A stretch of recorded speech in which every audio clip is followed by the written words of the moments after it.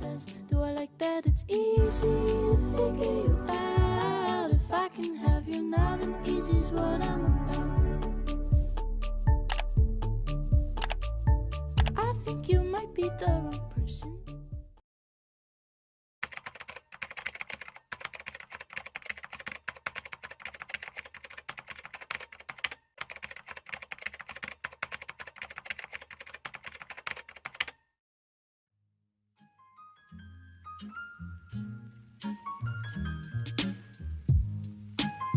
Halo teman-teman, salam sehat buat kita semuanya. Kami dari kelompok 1 Profesi Pendidikan kelas Fisika A 2020 akan menyajikan sebuah video mengenai profesionalisme seorang guru. Nah, untuk itu sebelumnya kami akan memperkenalkan diri terlebih dahulu. Nama saya Cindy Mailanda dengan NIM 4202 1210 13. Saya Hawila Deborah Simangunsong dengan NIM 4203 121007. Perkenalkan, nama saya Nasrani Agnesia Slidia Sijabat dengan NIM 4203 121036. Di sini saya akan menjelaskan apa itu profesional guru. Profesional guru adalah suatu tolak ukur untuk mengetahui kompetensi dan kemampuan dari seorang guru.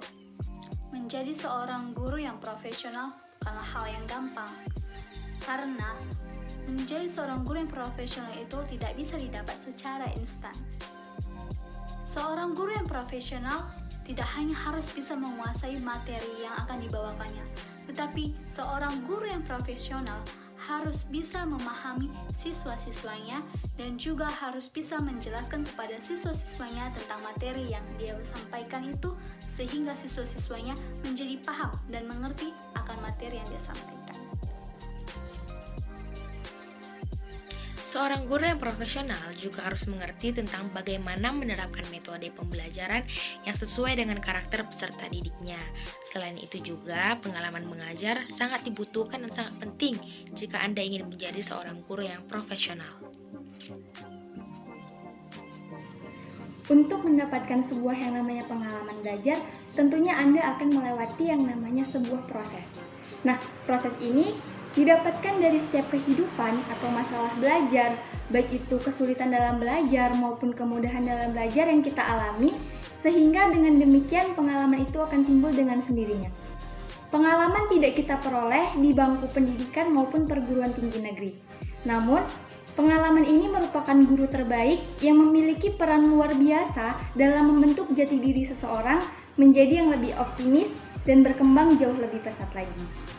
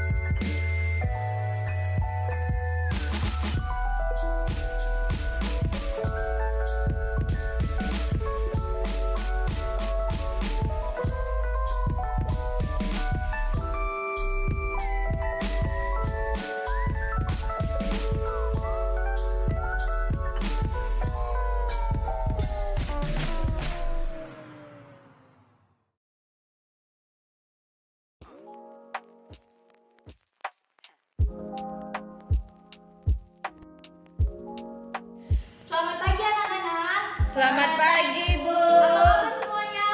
Luar biasa. Oke, pada pembelajaran hari ini kita tentang besaran dan satuan ya. Nah, sebelum memulai pelajarannya, doa dulu ketua kelas, bawakan doa. Sebelum kita belajar, marilah kita berdoa menurut agama dan kepercayaan kita masing-masing. Berdoa dimulai. Berdoa selesai. Oke, Bu absen terlebih dahulu ya. Nadia, hadir Bu. Sipa, Hadir, Bu. Reja, Hadir, Bu. Hadir Bu, Mairani, hadir Bu, Cynthia, hadir Bu, Rika, hadir Bu, hadir Bu. Alhamdulillah sudah hadir semuanya ya. Jadi absen hari ini kosong. Oke anak-anak, langsung kita masuk pada materinya ya. Materi kita pada hari ini yaitu besaran dan satuan. Nah, jadi ada pengertian dari besaran, ada pengertian dari satuan. Siapa yang tahu pengertian dari besaran? Besaran dalam fisika itu disebut adalah sesuatu yang dapat diukur. Nah, sesuatu yang dapat diukur inilah yang nantinya dikenal-namakan atau dinotasikan dalam bentuk satuan. Ada satuannya dari setiap besaran yang diukur. Besaran itu terbagi dua, yaitu besaran pokok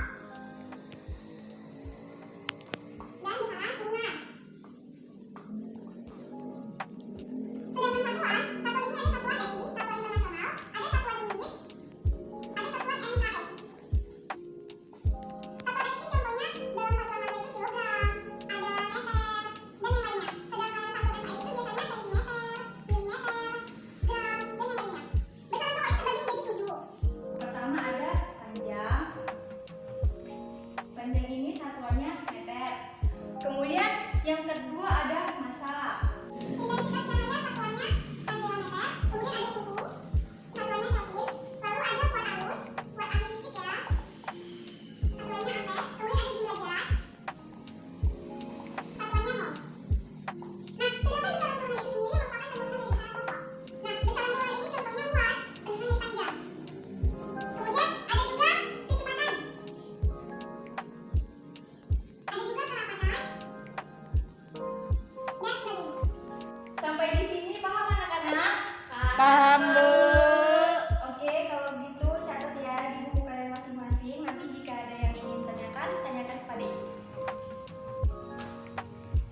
Jika sudah selesai, sampai sini pembelajaran kita ya. Jangan lupa kerjakan contoh soal aja yang ada di buku halaman 280 itu dicatat aja. Nanti kita bahas sama-sama. Oke?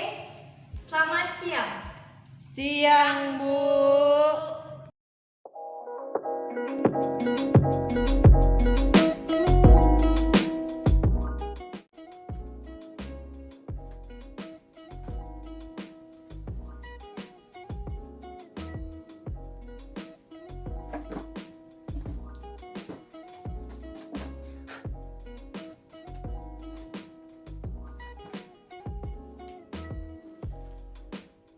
Udah masuk semua? Belum Bu. Siapa lagi belum masuk sekarang? Kan udah 15 menit istirahat, kurang waktunya. Tono Bu, belum masuk. Tono belum masuk. Ya. Emanglah si Tono kurang aja. Nanti kalau Tono pulang, suruh menghadap ke ibu ya. Iya Bu. Oke. Tunggu sebentar ya.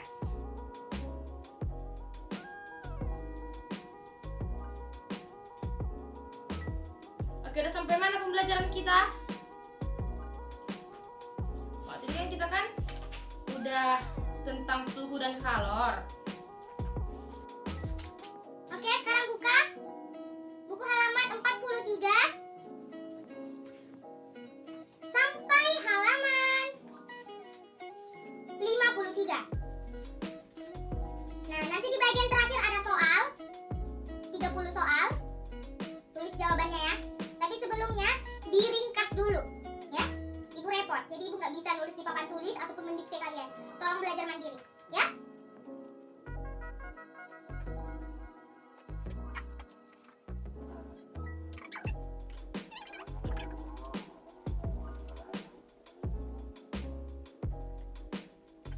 Oke, ibu tinggal dulu sebentar ya anak-anak. Ibu mau ke kantor guru dulu, ibu ada urusan ya.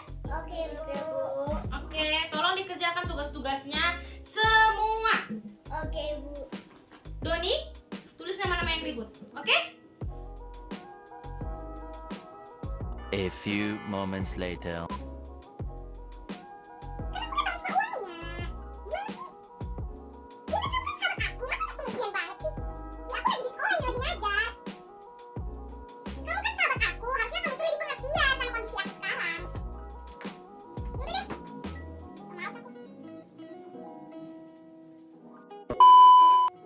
Udah selesai tugas-tugasnya? Belum, Bu. Kok belum? Kok belum? Soalnya kami nggak tahu, Bu. Kan udah jelas-jelas di buku ada cara jalannya gimana mengerjakannya. Makanya buku dibaca, jangan cuma dilihat-lihat doang. Susah, Bu. Baca lagi bukunya. Masa nggak tahu?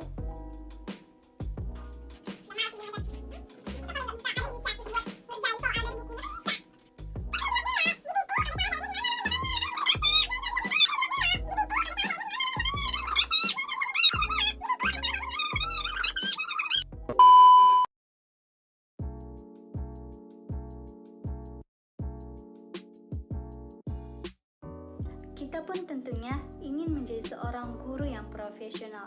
Namun, menjadi guru yang profesional itu memiliki banyak kriteria yang harus dipenuhi. Di antaranya yaitu 1. Memiliki akhlak dan budi pekerti sehingga mampu menjadi contoh yang baik bagi anak didiknya. Kedua, mempunyai kemampuan untuk mendidik dan mengajar anak didik menjadi baik. Yang ketiga, dapat menguasai bahan ajar ataupun materi yang akan disampaikan pada saat proses belajar mengajar berlangsung. Yang keempat, memiliki kualifikasi akademik dan latar belakang pendidikan yang sesuai dengan bidang tugas. Yang kelima, mampu menguasai berbagai administrasi kependidikan seperti RPP, kurikulum, silabus, KKM, dan sebagainya. Yang keenam, mempunyai semangat dan motivasi yang tinggi untuk mengabdikan ilmu yang dimiliki pada peserta didik. Yang ketujuh, tidak pernah berhenti untuk belajar dan mengembangkan kemampuannya. Yang kedelapan, mengikuti diklat dan pelatihan untuk menambah wawasan dan pengalaman. Yang kesembilan, aktif, kreatif, dan inovatif untuk mengembangkan pembelajaran dan selalu up to date terhadap informasi ataupun masalah-masalah yang terjadi di sekitar. Yang kesepuluh, menguasai iptek seperti komputer, internet, blogspot, Facebook, website, dan lain-lain. Kriteria guru profesional yang selanjutnya itu yang ke-11 ada gemar membaca sebagai upaya untuk menggali dan menambah wawasan. Kemudian yang ke-12, tidak pernah berhenti untuk berkarya, baik itu dalam menciptakan buku, menulis e-book, kemudian membuat artikel, menulis buku baik buku itu fiksi maupun non-fiksi, ataupun karya ilmiah, ataupun pembuatan bahan ajar lainnya yang dapat menunjang pendidikan lebih baik lagi. Kemudian yang ke-13, guru harus mampu berinteraksi dan bersosialisasi dengan baik itu dengan orang tua murid, dengan teman sejawat, maupun lingkungan sekitarnya.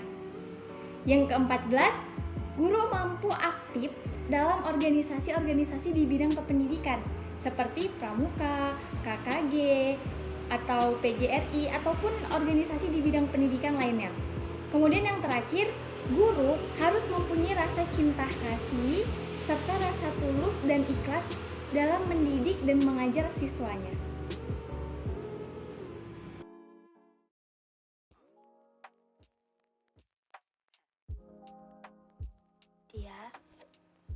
Nadia, sebenarnya kamu itu mampu. Dan nggak hanya Nadia aja, untuk semuanya. Sebenarnya kalian itu mampu dan bisa mengerjakan soal ini. Tak ada yang sulit jika mau dan berusaha. Kalian semua bukannya bodoh. Semua manusia itu diciptakan dengan keunikannya masing-masing. Tak ada manusia yang bodoh. Lihat, contohnya Thomas Alva Edison yang katanya IQ-nya itu rendah, yang katanya kata gurunya itu dia tidak bisa menangkap pelajaran. Tapi apa buktinya? Dia menjadi seorang ahli, ilmuwan. Dia bisa membuktikan pada semua orang bahwa dia mampu. Itu karena apa? Karena dia berusaha. Thomas Alva Edison bukannya tidak pernah gagal, dia selalu gagal, dan sudah 1000 kali dia gagal. Tapi dia nggak menyerah. Dia berusaha dan tetap berusaha tanpa memikirkan apa kata orang. Dia tidak peduli, dia tidak berusaha. Ya, walaupun ada dukungan dari orang tuanya juga, yaitu ibunya yang selalu berusaha sabar untuk mengajarnya. Tapi faktor luar itu tidak terlalu berpengaruh. Yang lebih berpengaruh itu faktor dari dalam diri kita sendiri. Jika kita memiliki kemampuan yang tinggi, jika kita benar-benar sungguh-sungguh melakukan suatu hal, maka kita bisa melakukannya dan mencapai sesuatu hal tersebut hingga menghasilkan suatu karya. Jadi ibu harap kalian jangan pantang menyerah, yang mudah menyerah, harus berusaha bekerja keras. Tunjukkan pada dunia bahwa kalian mampu, membuktikannya kalian bisa.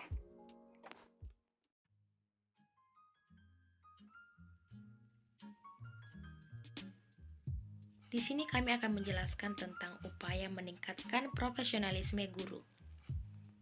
Berbagai upaya untuk meningkatkan profesionalisme guru telah ditempuh oleh pemerintah, instansi pendidikan, dan para guru tentunya. Adapun upaya untuk meningkatkannya adalah sebagai berikut. Yang pertama, menempuh pendidikan pada jenjang yang lebih tinggi sesuai kualifikasi akademik. Hal ini berdasarkan Undang-Undang Guru dan Dosen bahwa guru untuk mendapatkan kompetensi profesional harus melalui pendidikan profesi, dan guru juga dituntut untuk memiliki kualifikasi akademik minimal S1 atau D4. Dengan melanjutkan tingkat pendidikan, diharapkan guru dapat menambah pengetahuannya dan memperoleh informasi-informasi baru dalam pendidikan, sehingga guru tersebut mengetahui perkembangan ilmu pendidikan. Yang kedua, melalui program sertifikasi guru.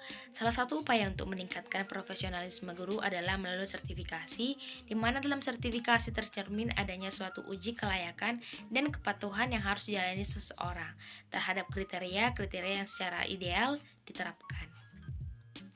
Dengan adanya hal ini, guru untuk memperbaiki diri, meningkatkan kualitasnya, dan juga profesionalismenya. 3. Memberikan diklat dan pelatihan terhadap guru. Diklat dan pelatihan merupakan salah satu teknik pembinaan untuk menambah pengetahuan ataupun wawasan guru. Kegiatan diklat dan pelatihan harus dilakukan oleh guru, diikuti dengan usaha tindak lanjut untuk menerapkan hasil-hasil diklat dan pelatihan. Keempat, gerakan guru membaca atau G2M. Seorang guru harus memiliki kesadaran akan pentingnya membaca untuk menambah wawasan pengetahuannya. Tidak lucu bukan jikalau seorang guru menyuruh siswanya untuk rajin membaca, padahal guru tersebut tidak mau membaca ataupun enggan untuk membaca. Sebagai seorang guru, kita harus memiliki wawasan yang lebih luas daripada peserta didik kita. Hal itu dapat kita lakukan dengan cara membaca buku-buku atau media massa yang terdapat di perpustakaan, toko-toko buku, ataupun di sekolah. Dan kita juga bisa mengaksesnya di internet tentang hal-hal yang berhubungan dengan mata pelajaran yang kita bawakan, atau juga tentang pengetahuan umum untuk menambah wawasan kita. 5. Melalui organisasi KKG atau Kelompok Kerja Guru. KKG merupakan suatu wadah kerjasama guru dan sebagai tempat untuk mendiskusikan masalah yang berkaitan dengan kemampuan profesional, yaitu dalam hal merencanakan, melaksanakan, dan menilai kemajuan siswa. Upaya meningkatkan profesionalisme guru yang terakhir adalah guru senantiasa ikut dan produktif dalam menghasilkan karya-karya di bidang pendidikan. Jadi, menjadi seorang guru itu harus memiliki kesadaran dan kemauan akan membuat dan menghasilkan karya-karya, maupun itu karya ilmiah, buku fiksi ataupun non-fiksi, kemudian ada artikel, kemudian ada buku pembelajaran. Intinya yang semuanya berbau di bidang pendidikan itu, guru harus memiliki kemauan dalam hal itu. Jadi dengan demikian, pengetahuan yang dimiliki oleh seorang guru akan tertuangkan dalam tulisan, dan tulisan itu bisa dibaca oleh generasi-generasi selanjutnya sehingga menambah wawasan dan menambah manfaat bagi mereka. Tidak hanya bermanfaat bagi mereka, tetapi seorang guru pastinya memiliki sebuah pahala, di mana pahala itu didapatkan oleh amal jariah dari pendidikan yang ia berikan. Akhir kata dari saya, guru profesional itu adalah guru yang memiliki komponen tertentu sesuai dengan persyaratan yang telah dituntut oleh profesi keguruan. Guru profesional senantiasa mengembangkan kemampuan anak didiknya secara berkelanjutan sesuai dengan kemampuan dan bidang serta pengalaman yang telah dimilikinya. Untuk itu, kata terakhir dari saya itu, ubah mindsetmu, hormati gurumu, bukan pembelajaran yang sulit, tapi kamu hanya perlu menambah kemauanmu sedikit demi sedikit. Terima kasih, salam sehat.